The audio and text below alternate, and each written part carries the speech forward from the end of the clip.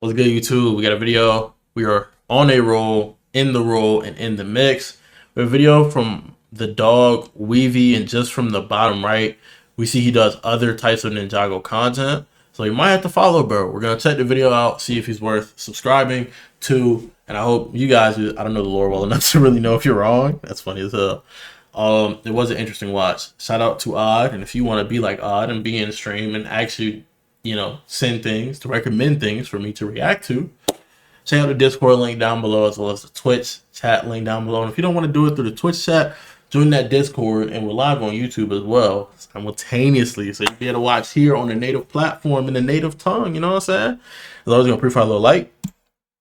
And yeah, we're gonna observe to see if we subscribe. And as always, I would recommend you subscribe to me so I can find the content and we can watch it together.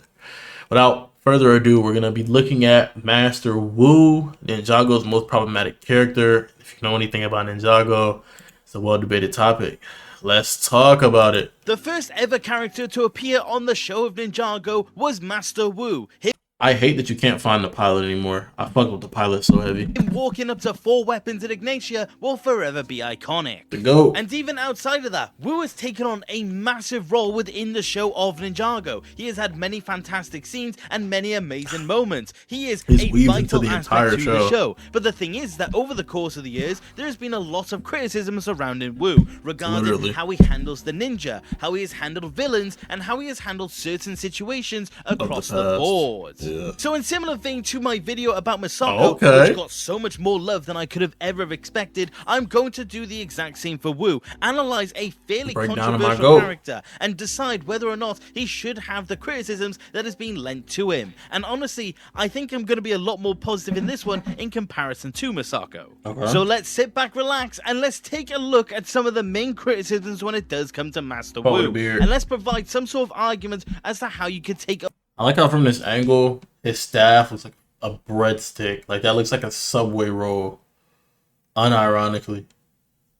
Away those criticisms and truly decide whether or not Wu is a bad teacher or even just a bad person in general. No, he's not a bad teacher. Only claims people can make is like his students that eventually become evil. But in situations like that, you do blame the master, the sensei, but you also blame the student, especially if the sensei has shown their ability to cultivate like good disciples. For example, obviously there's nuances to everything, but if I'm raising children in this hypothetical and I have like, let's use a crazy number, let's say I have 10 children, right? But only one of them becomes like a crazy individual, that signifies there's something wrong with the parenting, as I couldn't consistently make all 10 of them. Instead, it's only 9 of them that are like adding to society in some type of way instead of taking away. But it also states a little bit that like there's something a little off about this one person as well. It goes both ways. But as a teacher, bro, the wisdom he dropped, iron sharpens iron as brother sharpens brother. You get woo?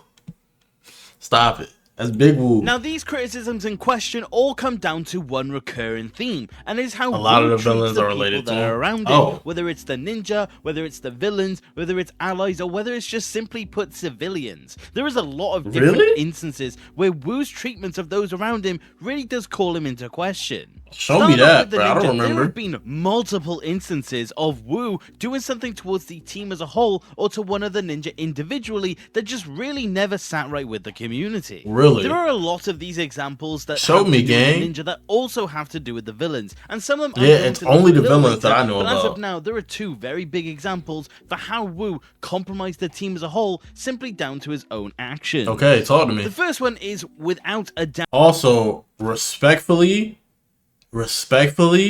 if you have a good teacher and they have no flaw, that's not a good teacher. There's something you're not being told. Moro. The thing is that the ninja were beyond unprepared when it does come to the Master of Winds. True. The ninja just simply never even knew that Wu had a student before them, and it did cause a lot of different issues when it did come to Season 5. Yeah. And Wu just kind of never really cared about the fact that he just didn't tell the ninja about Moro. But the thing is that it is ultimately defendable. Yeah, because like, it's like a blemish on his name, and an ego aside, he feels like he failed. Like, that's a me problem. I took you in and not made you, but elevated you into becoming ninja and growing into responsibility. And I don't want my burden to be your burden. And it's like, you would argue that's not very wise of it with so many proverbs, but at the end of the day, I'm human, right? So it's like, if you're gonna fault a guy for being human, even though he's a great teacher, and mind you, if this lens of being a great teacher wasn't on him, you wouldn't find this reason to fault him. For example, celebrities, people hype up celebrities to a point that's unrealistic, to the point where they do some regular human thing. It's hella controversy because you have a platform, because you're seen as good as what you do, your actions can influence other people. But on a smaller scale, anyone's actions can influence other people, but obviously there are nuances there. You know, you get to a certain platform, yes, you're influencing hella people, but in this case, I think you wouldn't question this bad decision making if it was anyone else making it, but because this is someone you see constantly making, not constantly, because like people make the complaint, so it's not constantly making the right decisions, but for the majority of what we know about his character, he makes the right decisions. The problem is him and Garmadon represent the yin and yang. And for that to be the case, Garmadon having that good inside of him, Wu has to have some type of evil in him. Not a literal evil, but an imperfection. Because if that wasn't the case, it wouldn't be good storytelling. It wouldn't be able to, in a nuanced way, interact with the reality of the fact that we're human. We make mistakes. We're going to fall down. We need to get back up. You'd be preaching to people that you don't relate to. That means you've obtained this knowledge via someone else, and it's only knowledge, not wisdom. Wisdom comes from the application of that knowledge, the nuances of that knowledge, and the understanding of the concept behind it, rather than just, hey, bro, the sky's blue. You get what I'm saying? So I defend him on this position, even just with that. And that's like me haven't watched the show in a minute, not really knowing a bunch of lore. That is just the most basic defense I'm giving him as a human being. Of course, Wu's lack of knowledge that he gave to the ninja is a big factor, but ultimately Wu could never have anticipated Moro returning from the cursed realm. The thing is that he thought Moro by all accounts was gone. There was no reason to ever suggest that Wu would have needed to worry about Moro once again, but ultimately speaking, he was wrong. And the thing is that it doesn't even have to be a case of Wu never told them just because Moro was no longer around. The thing is that generally speaking, it is really weird to note that Wu just decided to never tell the ninja that he had a student before them. This also does apply to the second ninja and villain example, and it is Asphira. Again, it's another instance of Wu, by all accounts, yeah, it's got to be a later season. I don't know who that is. Should I rewatch Ninjago? creating a villain. The thing is that Wu kind of manufactured Asphira in a very weird way. Of course, Wu was a child when it happened, but the thing is that it still very much was the case. And again, it's something that just simply never came up in conversation when it did come to the ninja. And it again led to so many of the actions that occurred within season 11. This one definitely had much season more of a 11 dire effect because Wu not telling the ninja about Asphira did lead to Zane going to the Nether Realm. So this was definitely a more important case of Wu's lack of teachings when it does come to the ninja, leading to something disastrous happening. I don't like that rhetoric, lack of teaching, lack of telling, bro. It's like, oh, I didn't tell you this information is crucial. You could argue sabotage, but that'd be if this is a consistent thing happening. And yes, it does happen, but it doesn't happen every episode. And we know this character's intentions are not to sabotage his students who he views as his children in some way. So it's like, you couldn't consider that sabotage, bro. It's the mistakes of an old man, the mistakes of a human. Honestly, it is a very big example on why people don't think Still a mistake, Wu is exactly a good person, or at the very least a bad teacher. Because you're a bad teacher for not telling me this little piece of information. Now, granted, is it annoying when your teacher hands you a study guide and something pops up on the test that wasn't in the study guide but was in the lecture? Yeah. Is it annoying when they didn't cover in the lecture but it was in the textbook? Well, you don't read the textbook, you just go to lectures? Yeah. Is it annoying that it's a principle that like you didn't cover at all, but it's something that you could in general figure out? Yeah. But I'm not calling my teacher a bad teacher for that. That's just a couple examples of them not being on their A game and incorporating the material into the lecture as best as possible. You don't use that to go, oh, you're a bad person. And that's why I think the bad teacher angle comes from the group of people that are actually reasonable enough to know making mistakes doesn't make you a bad person, but they still have some level of anger they want satiated. So then the argument becomes bad teacher, when it's like, he's a very wise teacher, bro. He's done great things. But yes, this lack of giving information can be characterized as like bad. I can agree. Like, it's kind of fucked up. But the fact that he didn't do it intentionally is just more of a like, damn, something bad happened. We have to move on. The lack of lessons led to so many disastrous consequences. But again, with Asphira, you could still argue the fact that Wu just simply would have never have needed to tell the ninja about her. The thing is that she was locked up for thousands of years. Again, Wu probably just assumed that she would never have been a factor at any point of his life. It's really weird to think about, but I honestly do kind of understand the side of Wu here.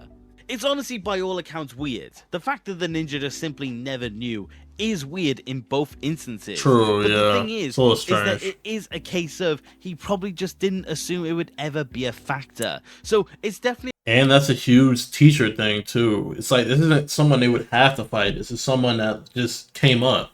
So they did have to fight them, but this isn't like, oh, this is going to happen regardless. No, this is like a rare circumstance. So it just is one of those things, again, where it's like, as a teacher, they control what you get to know and what you don't know. Not in like a, they limit your knowledge, but in the sense of, if you're not motivated to figure something out yourself and make some shake yourself, that's where your knowledge will cap. And if they have to condense all this other information that's made you the great, beautiful person you're becoming, and then you go, you could have did that better. Yeah, that's true. But don't forget to be grateful for the work you've been putting in to become you. And retrospectively, they put into you to help fertilize the you that you've grown into. A more debatable instance, but I don't think this is a definitive outright sign of Wu exactly being a bad person. Right, Another group I scenario agree. I did want to concur. talk about is when Wu in season 13 just tells the ninja that he's simply no longer going to be their master. Season 13, like, I'm so lost, chat. Like, I'm a season 6 max type of... I was watching this on TV, bro. They was in space with my dog Zane. I gotta rewatch, bro. Oh, I'm added to my list right now. Of course, he has done this a couple times in the past, but this time in particular felt extremely weird, because not only was he just refusing to teach the ninja anymore, the thing is that he was just telling them to go and do their own thing. He, by all account, gave up, and of course you could attribute it to Wu's mental health, but the thing is that in this instance, he was just kind of being selfish. Wu just kind of refused to interact throughout the course of season 13. Again, of course it was his plot and it was this whole thing of getting back in the groove, but it really did come across as selfish, because regardless of the fact it was a plot for Wu in the season, it does really represent Wu in a very different light. Yeah. It just shows Wu as being a bad teacher. But again, you can see Wu... I'm gonna stop pausing. He's making an argument for the video that he's not... I'm gonna let it go. Whose point from a certain perspective. If he simply was in a bad place mentally, and he also believed that the ninja was strong enough without him, I can understand why he justified it to himself. But I definitely think this is a more definitive instance of Wu being a bad teacher at the minimum. It's really interesting to think about, because it does show that even though Wu is a wise teacher and he has done a lot of good for the ninja, there are so many instances of him doing bad. Because whilst those group examples do exist, I do want to give one particular example to one particular scene from the show. And honestly, this one did change a lot for me when it does come to Wu, and it's from season 6. Nia has a scene where she's talking about how she felt like she never had an identity. And the thing is that Nia talks about how she wanted to be Samurai X, but Wu told her no, she had to be the water ninja. And the thing is that you can attribute this to being Nia's account of it, and you may call the validity of it into question. But if we do take this conversation between her and Wu at heart, the thing is that this never happened really in season 5. Of course, Nia wanted to go back to being Samurai X, but she never actually has that conversation with Wu as far as we know, and it sounds like Wu just wanted specifically to become a ninja. So it honestly sounds to me like Nia and Wu had a conversation about her identity between season 5 and 6, and she wanted to become more than just the water ninja, and she wanted to continue on her own mantle. But Wu sounds like he refused to let her do so, and honestly, if this is the case, It is extremely weird when it does come down to it, because it's basically Wu telling Nia that she can't be who she truly wanted to be. Of course, it does work out in the end, and she seems fairly comfortable being the water ninja now, but at the time, it sounds like Nia just didn't really want the mantle, but it sounds like Wu didn't really give her much of a choice. This does retroactively kind of give Nia a lot of reasoning for how angry she was in Season 6. Of course, we get to hear about how frustrated she is throughout the course of that season, but it definitely does add an extra layer of meaning. It definitely does give this further impression on where Nia was at, and if you do consider the idea that she wanted to be Samurai X, but she was not allowed because of Wu, it really does change your perspective on a lot of different aspects. But in particular, how Wu treats the ninja in general, because it really sounds like he just straight up told her no. I thought with his accent heavy, I'm not gonna lie. But again, there is defense for this. The thing is that if Wu deemed it so he had to have the Master of Water still around, he may have just taken the hard approach when it did come to Nia. But I do honestly think this is a situation where there's not really much defending it. It really does come across as Wu being rude, very dismissive, and a lot of different things when it does come to Nia specifically. And honestly, it really is not looking good for him. But those are the main examples for me when it does come to how Wu treats the ninja. So let's take a look at another perspective. And this is how Wu handles certain villains and certain events throughout the course of the show. There are two particular examples that really shows the mentality of Wu, and really makes him come across as someone who is kind of ignorant, almost arrogant, and again, just not really that good of a person in a weird way. The first example is definitely the Time Twins. The thing is that Wu had 40 years to prep for that fight with the Chronics. He had plenty of time to consider what he was going to do, how he was going to do it, etc. The thing is, though, is that after all of that time, he chose to just wait and just hope that he could defeat a Chronics there and then. And like I said, it goes back to this point of arrogance, but it also does go to show not only how he treats a Chronics in a weird way, but again, kind of relates back to the ninja once more. The thing is that Wu just kind of foolishly assumes that he can just get rid of the fight. He can get rid of a Chronics for good and just eliminate the Hands of Time. But the thing is that he was vastly unprepared for it, and he never had any sort of contingency in mind. He told Lloyd, I genuinely think it's just a character flaw thing. Like, when you invent a character that is so wise, no glaze. Like, that's his character. Like, that's his whole idea. They have to have a flaw. It's like the Shifu thing with Tai Lung. If I'm going to be the wisdom guy, I have to make a mistake. You know what I'm saying? And that thing with Tai Lung was necessary for him to understand how to become more like Oogway. And even with Oogway, there was his mistake with how he handled the Kai situation. And that is passed down to Po, who finds himself through the teachings of Shifu, which were guided by the lessons of Oogway. And Po ends up being the one to solve the problem that Oogway left. It's like, in a story, it's almost imperative, it's almost necessary that we have that like relationship, especially when it comes narratively to students and teachers, where literally the students are solving the problems of their teacher, because unlike the father and the son, where one would say the sins of the son, the sins of the father are not the sins of the son, with master and student, it is typically their job to put the bow on their master's work, to be better than their teacher, to be better than who came before them. And in doing that, it's always excellently demonstrated when they solve a problem that the person before them could not solve. Ultimately, that he was going to the monastery to finish a fight. But the thing is that he had no backup plan. What if he lost the fight? Which he did. And that's honestly the really big point. He completely underestimated the Chronics, which is another argument, like I said. I'm just realizing he doesn't have a hood. Look how fat the back of his skull look right now. Holy. This is the dome piece too. That's like Michael Jordan. Look at like the gap between his neck. I'm sorry. When it does come to arrogance, he just completely disregards the fact that he trained the ninja to be able to help him in these situations. But no, he weirdly thought he could just handle it on himself. And he does. No, that's real. But it's also, you have to look at it from not a arrogance lens for a second. Take it out of the approach of like, let me find a way to argue how evil this person is, and just look at it objectively. Those are his children. And he, despite being their teacher, so the sins of the master are technically the sins of the students. not in terms of the student has to bear the price of those sins, but the student has to be the one to solve those problems that the master left remnant, but he views them as his children. So even more so in his mind, my sins are not the sins of my son. I'm not going to drag him into this. Because if I'm not mistaken, the Time Stones had the ability to essentially, like, they were like Thanos back in the day. They, like, with the ability to control time, they can pack you up like these. But I do think it is important as, like, a father in this scenario to give his kids a chance to spread their wings and actually handle a situation. Acknowledge that he made a mistake in the moment, but it's only after he got defeated.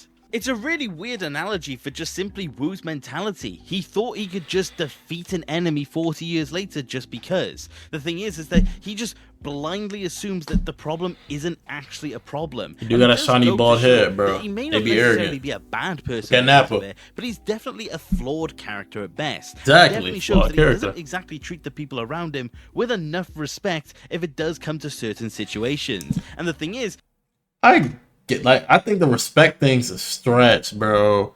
It's just flawed in there. Like for example, if I'm trying to do something and my girl wants to help me out and I say no, I should have included her there. So like, boom, you could say like, you could make an argument, oh, you don't respect them enough to see that perspective.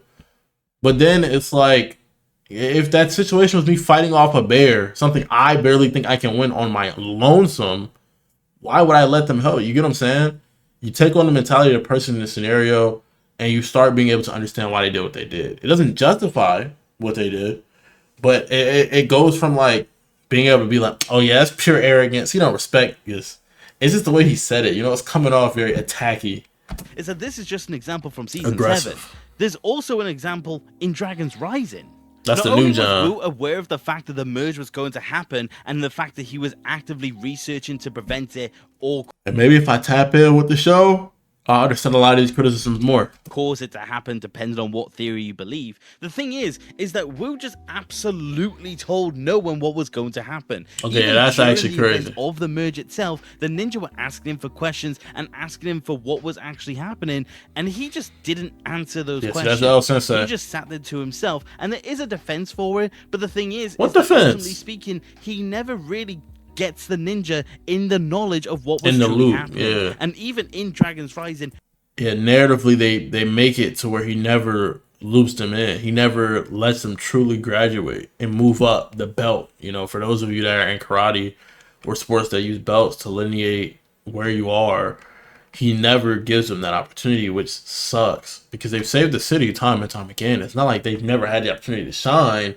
When it comes to the world-ending scenarios, for some reason, as a flawed character, he perceives himself as in his prime. I can handle this. Instead of like, I made a team for this. Like, imagine any other old person, bro. And you can use this to give him credit. Like, oh, he's a hard worker. Or you could use it to take away from him because, like, I'm an old man, bro. I would rather be lazy and let my niggas handle it. I raised them to be able to handle shit like this. And at that point, it's not laziness because I'm still coaching them. I might still get in the field every now and then, but I'm not trying to get slimed. If it's laziness for me not trying to get slime, why Masako not in the field? You know what I'm saying? Why these other old heads not in the field? But to some extent, it's like even with Batman, using Justice League as an example, there comes a time as a leader where you have to be able, like, he reminds me of Robin in the first season of Young Justice. And like, when they were doing the team stuff, he would just go disappear and do his own thing. It's not that what he's doing is wrong, but he's used to working with Batman. That's what they chalk it up to. And with Batman, their roles are very distinct. He is used to coddling the people he's with because they're incompetent. No glaze, no meat suck. But he had to do a lot of this stuff on his own. His other half, Garmadon, was a villain.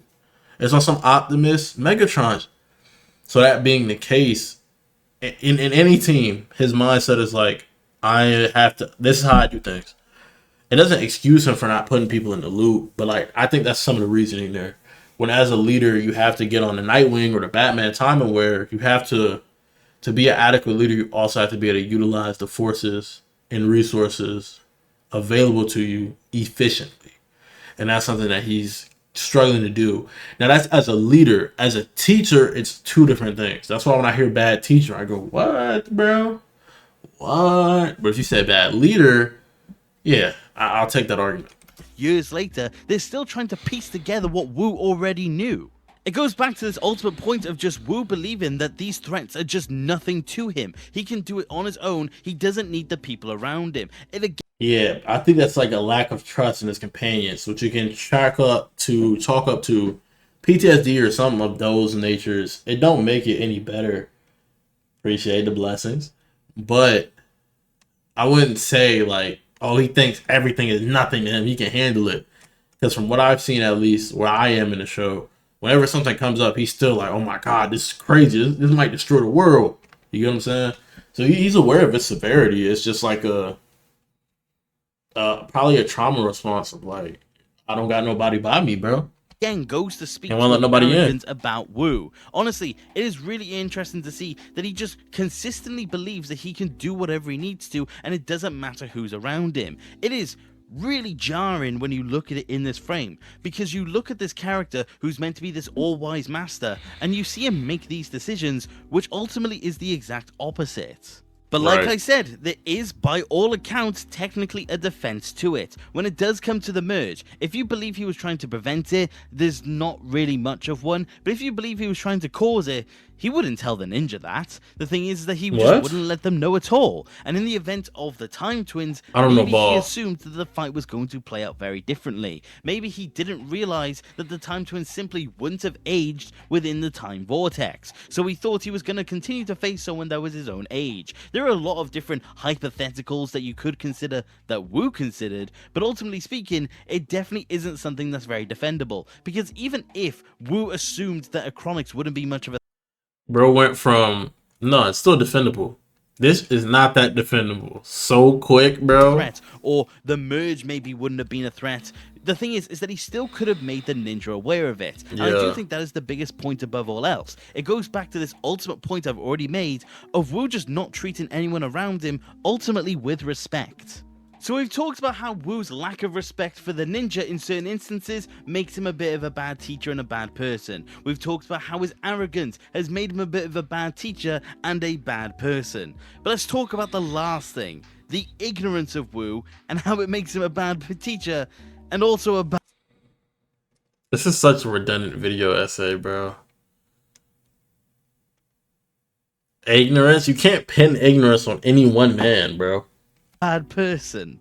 This is mainly down to the hypocrisy of while he was Wu. talking about in the it. pilot of the show, and also at the very end in Crystallize, you will note that he has a callback to the very same thing, and it very much demonstrates his ignorance towards certain situations. In the pilot, when he gathers the ninja, who were fairly young at the time, he instructs them to go and find the golden weapons, which he hid himself. But the thing is that he also knows that he had them protected by dragons. So his ignorance caused the ninja to walk in unknowingly into elemental dragons. Honestly, sounds pretty intentional.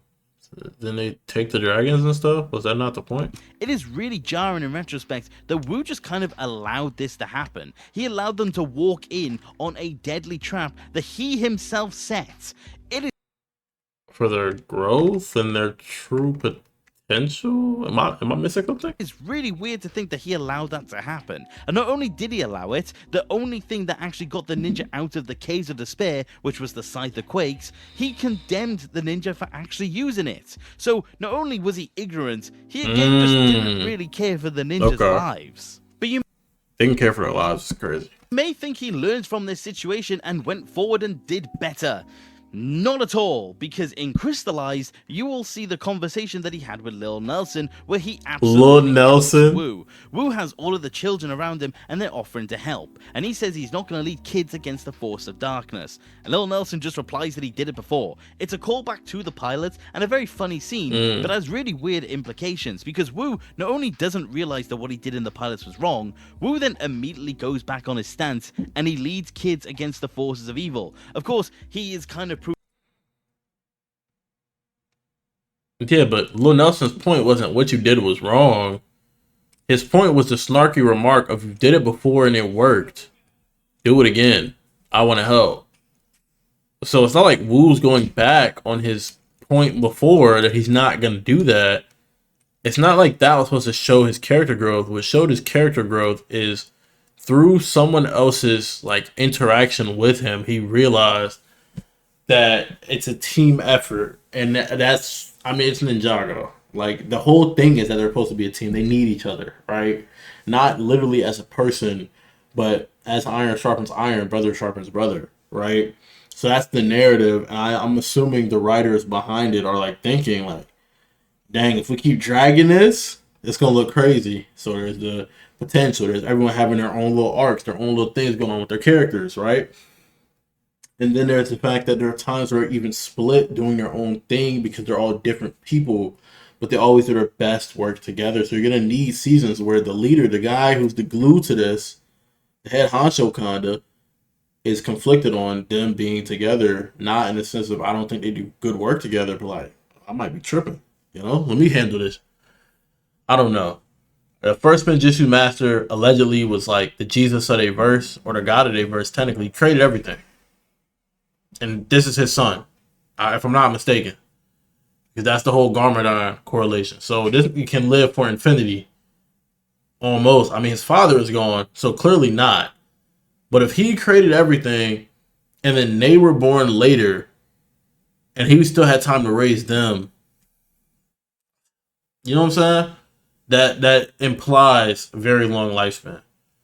I digress. Moment, so he may feel an obligation to, but the fact is that not only did he do it once out of ignorance, he basically does it twice out of ignorance, which goes to show how Wu just doesn't really look at the lives around him in a really weird way. Again, there is, by all accounts, defense for both of these actions in both the pilots and Crystallize. You could argue in both instances there was no other choice, and it was simply a situation where if they didn't do it, they may no longer have their lives. And I do understand that to an extent, but I would still argue that Wu's ignorance in this situation is definitely on full display. Especially if you're like phrasing it as ignorance. The ignorance has never been like not saying his intent is to insult, but ignorance has never been a fault. Ignorance is just what exists, and how you interact with it is what determines whether as a person you have a flaw or you're doing the right thing. And I do think that is the biggest point above all else. Like I said, I covered his attitude and his judgments, I covered his arrogance, and it also goes to show that he does have ignorance. It does all come together to meld together a very controversial character. And even though I have brought defenses to it, it has definitely been a very interesting case. Because I do think, unlike Masako, Wu definitely did have more stronger arguments going for him. But it does lead to the ultimate question. Is Wu a bad person? No. Not necessarily. He's only a good guy, he's just kind of a flawed human being. The thing is that he did so much that also could be considered wrong, but at the time, I don't think Wu really considered it. He's not outright evil like a lot of people have started to theorize. The thing is that he's... Mind you, wisdom comes from making mistakes. Wisdom comes from understanding not just the what, but the why. He wouldn't have the wisdom that he has if he doesn't make mistakes. So it's also, I feel like the narrator is making a direct like call out to the fact that wisdom doesn't equal intelligence. Wisdom doesn't equal I'm going to make the right call every single time. And also the fact that I've designed a flawed character, I can lean into the fact that even though this guy is seen as one of the big heroes, some of the problems he could have prevented if he was some type of god or something, but he's human. And that's what will keep you invested into the character.